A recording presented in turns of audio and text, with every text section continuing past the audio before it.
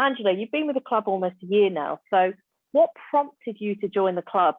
It was a culmination of where I was, how I was feeling, how I was falling apart, and being drawn to your LinkedIn, you personally, Heather's LinkedIn. You were posting stuff that was, oh, blooming hell, I'm feeling that. That's my problem. That's how I am. And I had got so emotionally drained through the beginning of COVID and giving so much time, energy, and listening time to clients that I had realized that I was completely depleted. And I didn't know how to put the energy back into myself. And then a couple of things happened within the business that were real curveballs. One of my major fee earning members of staff announced she was pregnant. Another fee earning member of staff said that they were going to always work remotely from the South Coast. And I suddenly lost my foundation. And so with reduced energy reserves, reduced focus, inability to see the wood for the trees, which is not me normally, and then losing support, I needed to reach out. So I had a conversation with you over Zoom, and I heard what the club could do and how it did it. And I thought, well, this is the advice I'd give to clients. Go and get a coach. You can't cope with things happening in your life all by yourself all the time. Why am I not taking my own medicine?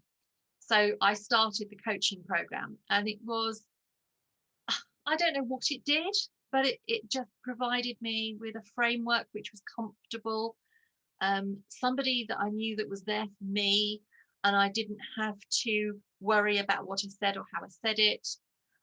It was a safe environment to help me resolve the problems that I wasn't happy talking to other people about having, because I'm supposed to be the one that solves every problem, not the one that has any problems. The one-to-one coaching was phenomenal.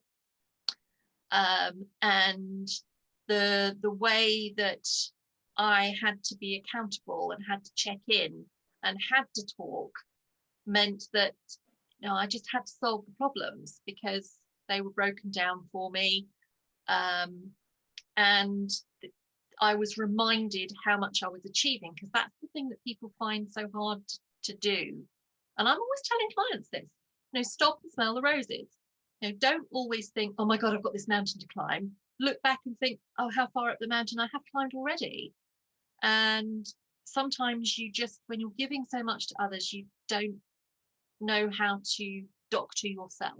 Sorry. In the last 11 months, how much has your practice grown?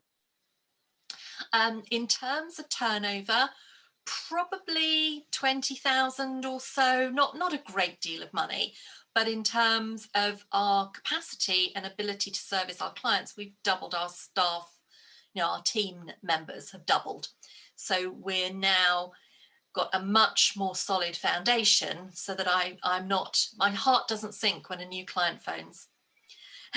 And I think I got to the stage with the business where I didn't have the resources within the business. So every time I had an inquiry from a new client, I knew I didn't want it. And now I want it. So I've now created a nice solid platform, and I feel confident. I know you've already said you've used the coaching within the club. What else have you used within the club in your year? One of the things that really helped is our marketing. I've known for about 2 years that it's shambolic. It had no direction, and it had no consistency, and I had no control over it. But I know diddly squat about marketing, and so when I'm struggling in an area, my first go-to is, well, let's get some education, let's learn. And suddenly I found out that you did a marketing course just specifically for accountants. Who knew that existed? So I thought, well, that'll do it, because then I can learn what I need so that I can get the right people and the right tools and the right resources in place. Because at the moment I'm wandering around in the dark with a mask on my face. And that 12-week course of just learning what I should be doing, what I shouldn't be doing, what works for other people, and the sort of things that I could do, I didn't know I could do, introduction to things like Canva and different types of like things like Cognito Forms, all sorts of little nuggets of information you get from sharing with your peers and having somebody that's an expert in marketing telling you how to do it in your industry. It was just gold dust. It meant that I could confidently recruit the right person for our business. So what would you say to accountants who've maybe looked at the club and are thinking about, oh, it's a bit expensive? What would you say to them? Yeah, this is interesting, because if you're judging something on price, then you're looking at things the wrong way. Everybody that buys on price, it's not a tin of beans. You know, the same contents in the can are not there. You do not buy anything like the services we give and the services you get from the club based on price.